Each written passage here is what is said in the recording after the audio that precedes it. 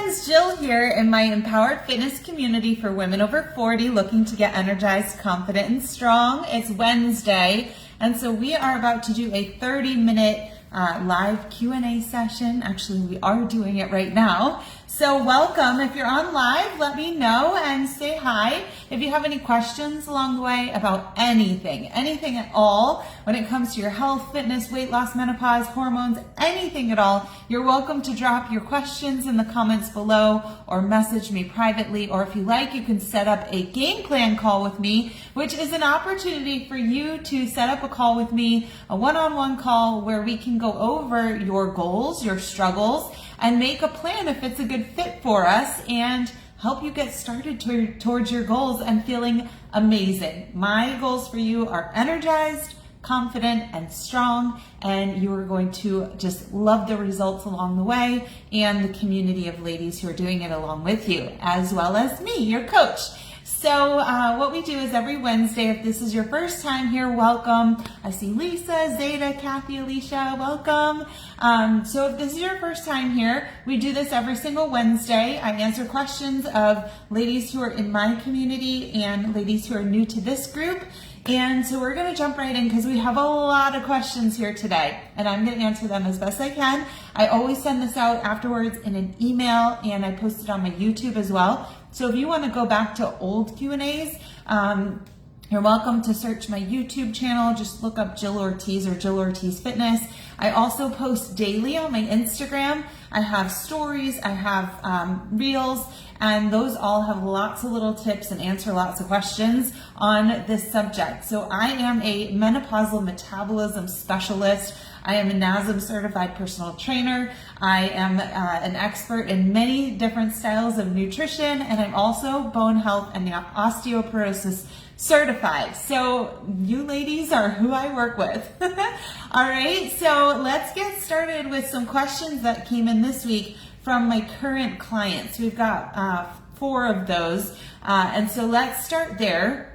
And then we'll move on to your questions from the new people. And again, if you want to drop a question or say hi, let me know where you're tuning in from. If you want to drop any questions in here, you can. So the first question today came from Lisa, and Lisa said, "What do you look at with your sleep score? My smartwatch gives me a score, then a percentage for REM, light, and deep sleep.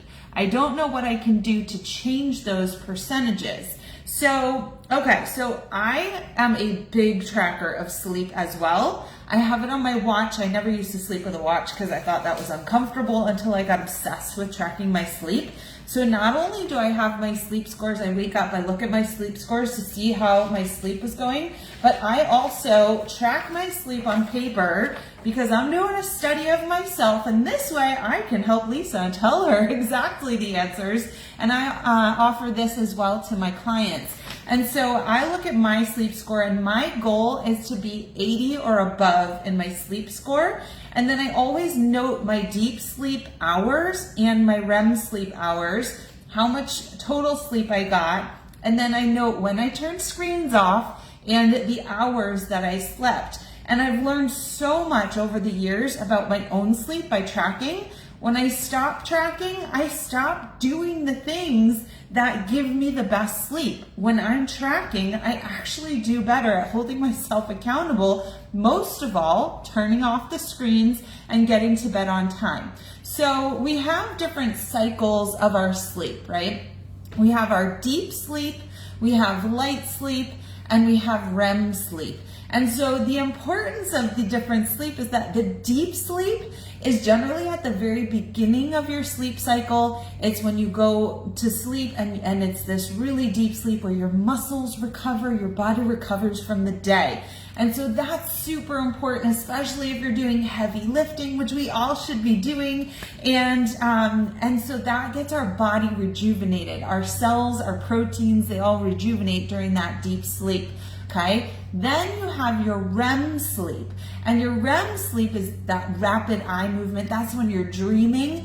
That sleep tends to come towards the end of your sleep cycle, and that's super important for your brain to be regenerating. So if you wake up just like exhausted and brain fog and like you don't want to get up, it's possible that you didn't get enough REM sleep. And so the deep sleep tends to be controlled, and this is how you can do better at your own, what we call sleep hygiene. And I provide a sleep coach to my clients to help them with this sleep hygiene. Is setting yourself up for a good night's sleep is going to help you with that deep sleep. So preparing your body for sleep, which means, dimming your lights in the evening, stopping your food and water intake, shutting off the screens, right? Preparing your body and perhaps taking a supplement to help you ease into that deep sleep. De-stressing, maybe it's stretching. All these things are going to help you get into that deeper sleep. Also, if you're napping during the day, you're going to have a harder time falling asleep in the evening. It's going to also come down to what time you're going to sleep, right? We get the best sleep when we go to bed at a reasonable hour, like literally everybody. So you can't be like, I'm a night owl and I go to bed at 1 a.m., but I get up at 10. That is not going to give you the same quality of sleep as somebody who goes to bed at 10 and gets up at 6 a.m., right? And then your REM sleep, that tends to be cut off if you don't go to sleep in time, because we all kind of tend to wake up naturally at the same time each day. So if I don't go to bed between 10 and 10:30, then I know I'm losing at least a half hour of sleep. If I don't go to bed until 11, I'm honestly generally losing an hour of sleep, and it just literally cuts off the REM sleep. It's not like I get my REM sleep in sooner, I just lose it, and that leads to disaster. And so that's how you can, number one, figure out, am I getting enough deep sleep? Am I getting enough REM sleep? So I know it's a really good night when I get an hour and a half or so of deep sleep and at least an hour of REM sleep, right? So last night I got a really bad sleep score. I got a 67. I only had 26 minutes of REM sleep. I know it's because I was up late looking up dog toys because today's my dog's birthday. Silly me. I go to bed until after 11 or at 11, according to my watch, because I didn't stop looking at the screen. And then my husband woke up to go to the gym at like 5 a.m. I'm smelling my son making breakfast at 5:30. And so I was like done sleeping. And so I didn't get that REM sleep. And so that can affect weight loss. It can affect recovery. It can create brain fog midday. And so we can note things we do. I also know that last night I did not drink my normal sleepy time hot chocolate that I usually drink that has a lot of things in it that help me to fall asleep and get that deep sleep. So that has magnesium, L-theanine, nano CBD, melatonin, right? So all these things generally, they make me tired. So I drink that generally like a half hour before I'm going to go to sleep, and it just knocks me right out. And so that's something that I did not do last night either. Instead, we had company over for my son's birthday, and I was eating birthday cake with lots of sugar, right? So that's going to affect me too. So noting what you're doing and the things that are helping you is going to help you determine, how do I get my best sleep? What do I need to do? When do I need to stop doing things or turn screens off? When do I need to start getting myself accustomed to getting into bed? And that is one of those things is going to take discipline and practice and perhaps tracking. Okay, so hopefully that helps, Lisa. We can have further conversation on it if I didn't answer all of your questions. All right, so let's move on. Next we have Janelle. And Janelle says, why do I feel hungry in the middle of the night when I'm on point with my water and I have adjusted my food intake? Is it the intensity of the workout program? So Janelle is right now doing my most advanced strength training program. It is very intense. It's longer workouts. And it is progressive, meaning every week she's pushing harder and harder. Janelle also loves to run and walk and do a lot of extra stuff. And so, yes, so her body is making changes and it's adjusting. She's also lost over 50 pounds in the last 5 months with me. And so her body is making this massive transition. She's growing a lot of muscle. She's doing a lot of work. And so perhaps she needs to make that adjustment again with her food, or give it a little period where her body can adjust and understand what's going on. She could also have a protein bar or a protein shake in the evening before she goes to bed if she's feeling that this is disrupting her sleep and she's waking up hungry.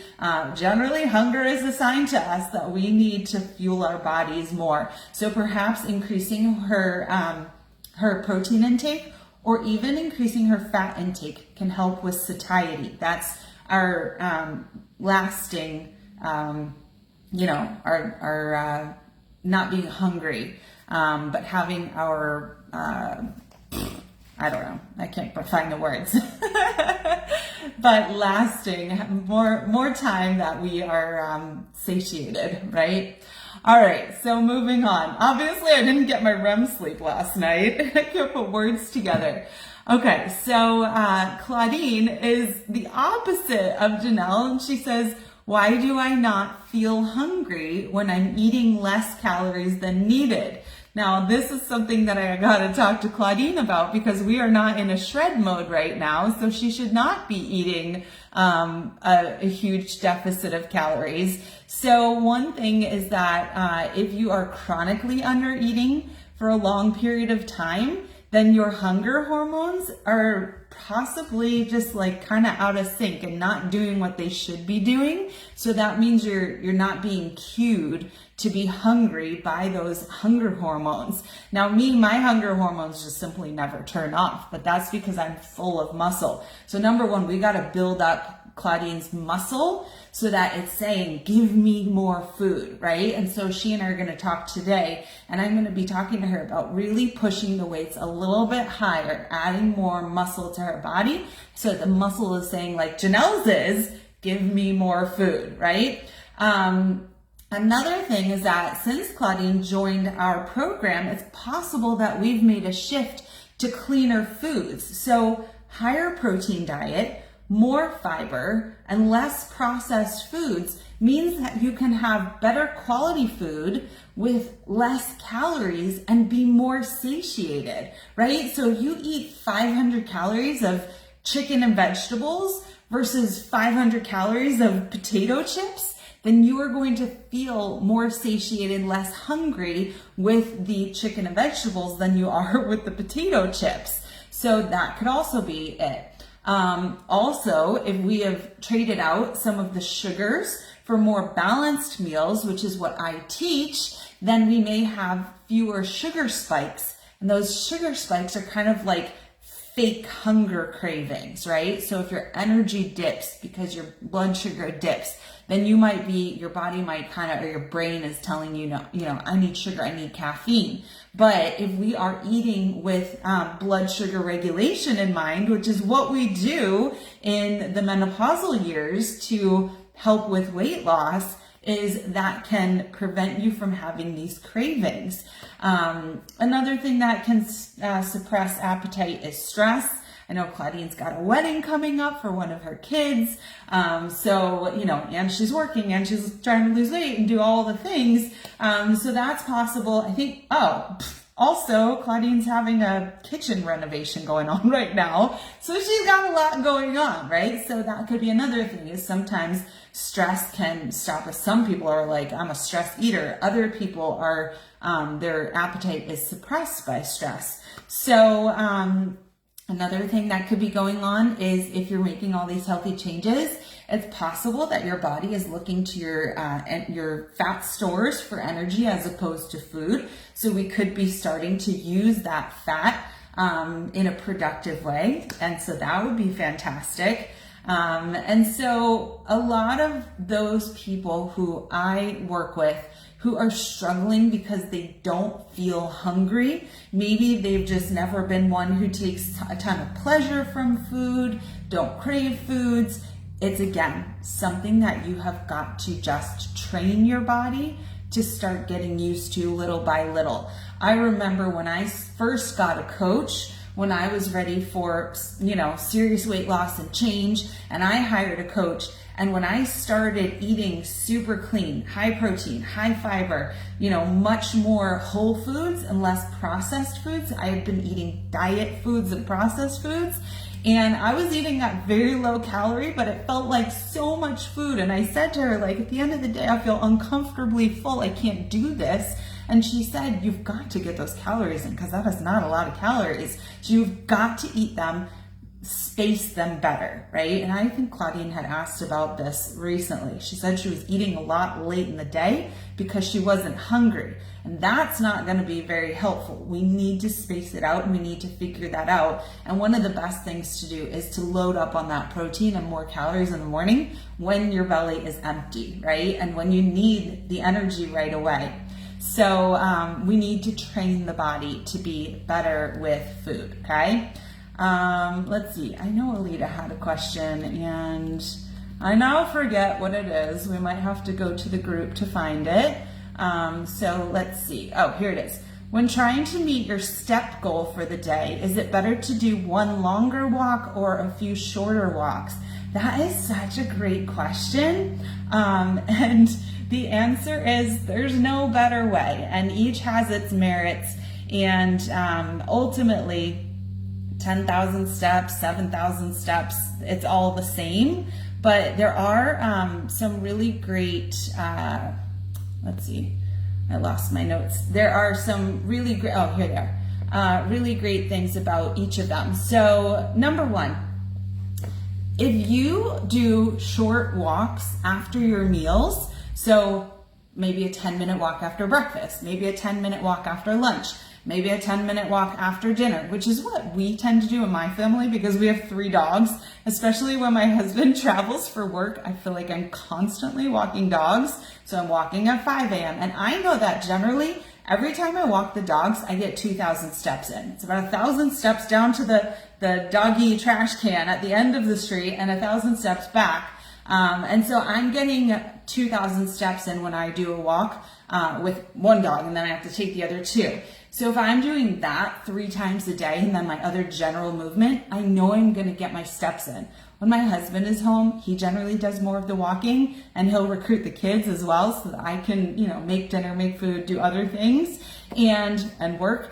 And so I know those days I struggle more to get my steps in. But if we can do that after meals, it's so good for digestion and your energy and your blood sugar that those shorter walks are great. But some people don't have time all day to be going out and walking. So if you can get one longer walk in each morning or in the evening after dinner and get that one long walk in, I know a lot of times we see the same neighbors always on their walks and we know their schedules. So there's neighbors we see in the morning, there's neighbors we see at night, and maybe they have that certain time that their schedule allows for to get that full 10,000 steps in at once or 7,000 steps. And so in that sense, it's consistency that's going to be the best for you, right? Whatever you can be consistent with. Now, another thing is that longer walks can be really good for clearing your head and decompressing. And maybe you listen to a book or a podcast, and that is really good for your mental, your mental health and your stress relief. But also, if you've been sitting at your desk for a while and maybe you start to get tired or your stress is building, getting up and having little quick resets throughout the day is also super beneficial. So again, it's kind of like there's a best of both worlds. And as I say, for almost everything, fitness, nutrition, all the things, is mix it up. Change it up, try different things and see what works. And oftentimes the best thing for you is to get a change, right? So, there's a question too about, is it better to do a long steady state walk, or is it better to do a short, HIIT walk, right? Or interval walk? Well, they both have their merits, and the best thing you can do is switch it up and do different things on different days, or do one thing for a few weeks and then switch it up and do other things, because ultimately the body responds best to change. So if you get stuck on the same thing, no matter what it is, fitness, nutrition, this, that, when you get stuck on the same thing, change stops happening. And so if you've ever gotten on a new diet or started a new exercise regimen, you saw you were getting results, but then after time, either the weight came back or you lost your interest, you stopped doing it. That's the whole thing, is change things up and you will continue to see new results. Okay, so to answer Aaliyah's question, it doesn't matter. Your steps are your steps. Get in that movement, right? It's a benchmark. We know that you're actually moving throughout the day and not just sitting there. And be consistent, try new things, try different things, and do what works for you in your lifestyle, okay? All right, next question. We've got Heather. Heather's new to our group. I think she joined today. Welcome, Heather. Her goals are to lose weight and feel better. She says menopause sucks. And she asked, how do you achieve weight loss during menopause? So the foundation of everything I do comes to 5 pillars. They are sleep, stress, fitness, nutrition, and hormone management or replacement. And so it takes understanding these 5 pillars and mastering them and doing the things that help you align those pillars. So you want to get each pillar aligned, but then it's kind of like this finger, not as strong as these 5 together, right? Like stronger than one finger. So if you can get all 5 of these pillars in alignment, then you're golden. And that takes education, because a lot of people are doing the exact opposite of each of these things, right? So when it comes to sleep, like I said, we scroll endlessly and we go to bed late and we go to bed with a ton of stress, and then we're not setting ourselves up for good sleep, right? And your sleep environment too. And so we need to do the exact opposite of what many of us are doing. When it comes to nutrition, under-eating is as bad as overeating. And so we all think that we're overeating, so we need to have this massive calorie deficit in order to lose weight. And what are people doing? They're way too far in the other direction. They're starving themselves, they're not helping themselves, and therefore they're out of alignment. So we need to bring all these pillars back in alignment. It's something that I do in my programming, kind of without you knowing it, but also with you knowing it. So you're getting the education on it, but everything I've built, it brings this all together. So when I build fitness programs, I build them in alignment with menopausal women. When I build nutrition frameworks and I teach them and I build meal plans, they're not in alignment with a 25-year-old. They're in alignment with somebody who's 40 to 70, right? And so that is how you do this, is you have to do it in the way that's meant for us. And then you have to bring all those things together, and then you have to be consistent. So is it easy? No, it's not easy. Can you do it? Yes. And can you feel super empowered when you understand how to do it? Yes. It's so much easier to accomplish things when you actually get it, when it sinks in, like in your brain, and then you get excited and you're like, oh, I get it. Let's do it, right?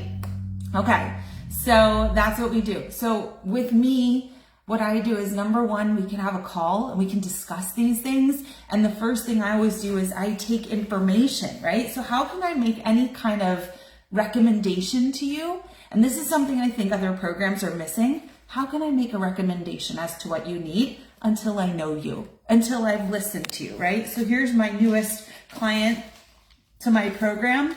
These are all the notes that I took on our first call. I know what she's going through. So now today we are having our first, we call it our kickoff call. I have ideas of what is going on, so I know where we need to be working, right? So that's a big thing, is we have to understand where you're at. So you can book a call with me so that we can start talking about this and I can get a good history in what's going on. You can do, if you want to do something on your own, I have my 5-day menopause makeover, which is a mini 10-minute lesson on each of the pillars I just explained. And then you're going to do 5 little workouts, and I have a 5-day meal plan. And all these things come together in 5 little days with a tiny bit of time commitment. And it's a really great foundation. Whether you do it on your own or you do it with me, that's going to be the foundation for almost everybody who works with me, okay? So book a call. sign up for my coaching or start with the Little Menopause Makeover. Either way, we're going to be going in the same direction, right? And that's towards empowerment through knowledge, consistency, and accountability, okay? Let's see, Laura, she says she's having a hard time sticking with it.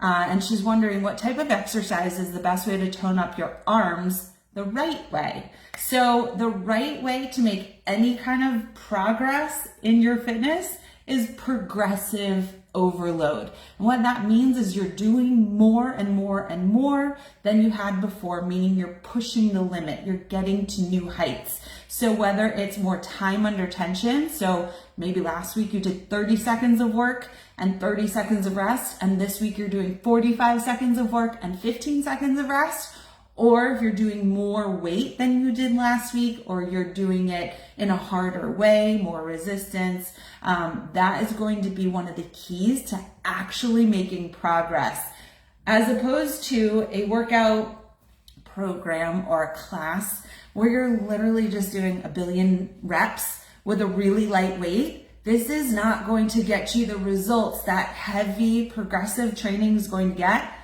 That fatigues your muscle. It makes it tired. It doesn't build muscle, it exhausts muscle. So with both ways, heavy weights and light weights, you're gonna feel exhaustion, right? You're gonna get to that point of failure, but we don't want it to always just be because you're doing a million reps and just making your muscle tired. We want to actually affect change. So I think that's a big thing, is a lot of women think if you want to tone, you're going to use light weights. And if you want to build and bulk up, you're going to use heavy weights. That's absolutely wrong. So progressive overload training with the proper fueling. If you're not fueling the muscle growth, it's not going to get anywhere either, okay? So that's the key. So Laura, let's have a call. Let's get you on the program, right? Let's get you efficiently and effectively training, and that's going to make a huge difference, okay? All right, next we've got Donna. Donna says motivation and mobility are holding her back. She didn't have a question other than she just wrote the word menopause. So let's have that conversation, Donna, and we'll figure out what's going on, right? And we'll have some fun together doing that and getting to know each other, okay? We've got Julie who says, I don't know where to start to feel like myself again. Start with a call. Start with the menopausal makeover. Either one of those is going to move you in the right direction. The only way you're not going to feel like yourself again is if you keep doing the things that aren't working, or if you do nothing, right? Or if you start something and quit. Right? That's the only way you're going to get nowhere. So I would say book a call with me and let's get you moving, and let's hold you accountable to getting you moving in the right direction. Okay? We've got Melissa who's struggling with menopausal weight gain. No questions for me. Mandy says, my weight and no energy / fatigue are holding me back. She wants to feel better, get in shape, and eat right. And she says, can I get in shape being 54 and in menopause, or am I screwed? I need help with nutrition. No, Mandy, you are not screwed in any way. You have got all the time in the world and the resources here to get you moving in the right direction. But I know you're not a fitness pro. Listen to all the things I told you at the beginning.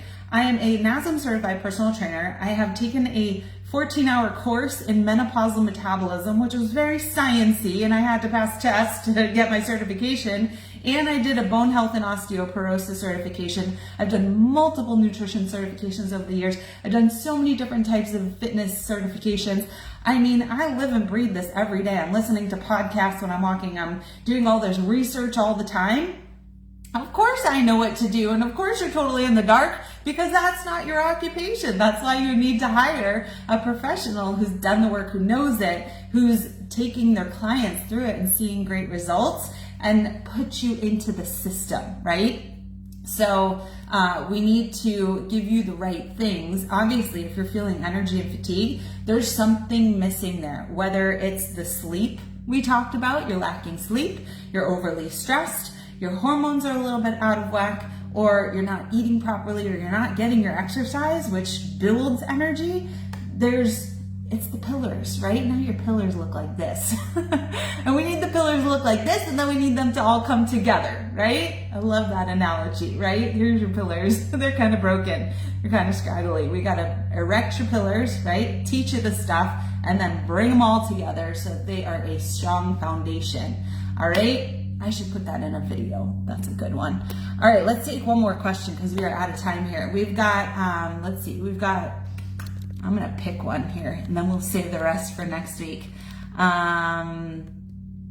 Okay, where do I start? How do I fix this? Why is my body so resistant? Here's a good one. All right, Miss Lois.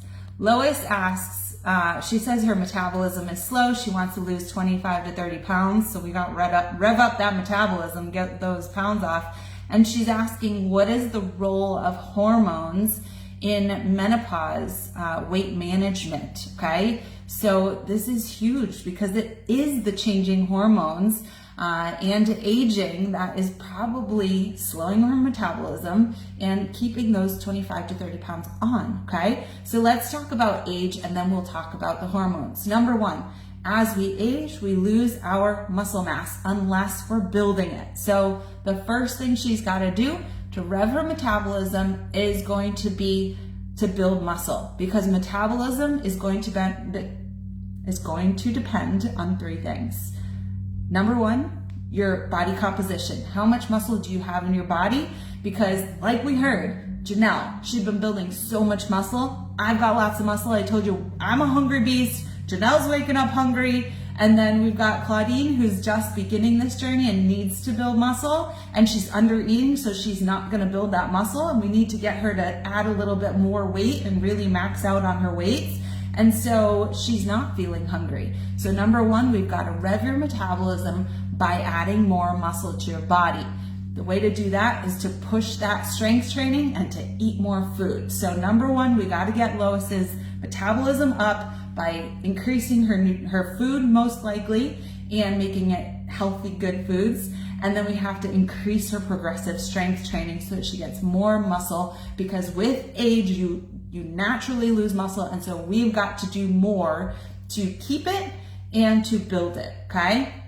Then we've got hormones, right? So part of that is we lose 3 hormones as we age. Number one, testosterone. It is more of a male hormone as we've categorized it, but it's totally in every female as well. And so as we lose our testosterone, we aren't naturally making those same proteins, and we need to build strength and we need to push the heavy weights to mimic that and build that testosterone back up a little bit, right? And possibly hormone replacement, right? Add it back in.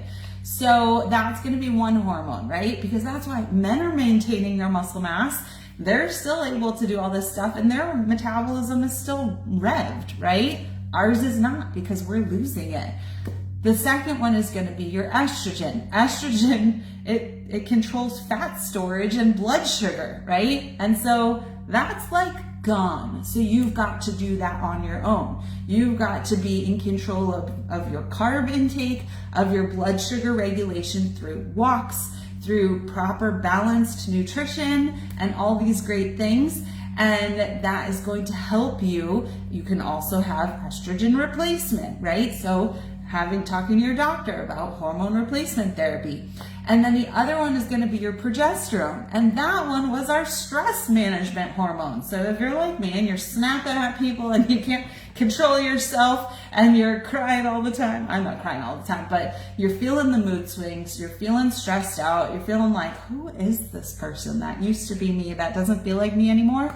That is your lack of progesterone. And again, we can get progesterone replacement, or we can work on our stress management on our own. And honestly, I know this was a question from somebody else. Hold on, let me look at this one. It was Dana who said she wants to lose weight again and feel good about herself. She said since she started HRT, she's gained 15 pounds. She says she does take insulin, but she feels lost on what to do now. HRT is not like a let's fix this by putting the hormones back in, because 5 pillars, right? So let's say hormones was the last one. Let's say you erected that hormone pillar but these ones all still look like this. It's really hard to straighten your pinky while leaving your other fingers down and scraggly.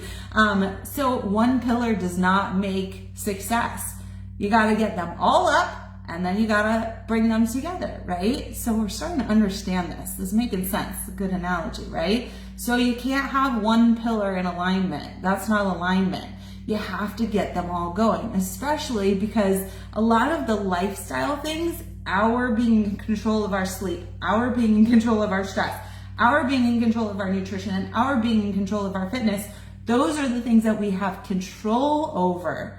And those have a lot of control over what happens with the hormones. And so even if we have those hormones replaced, these things have to be in alignment in order for this to work properly.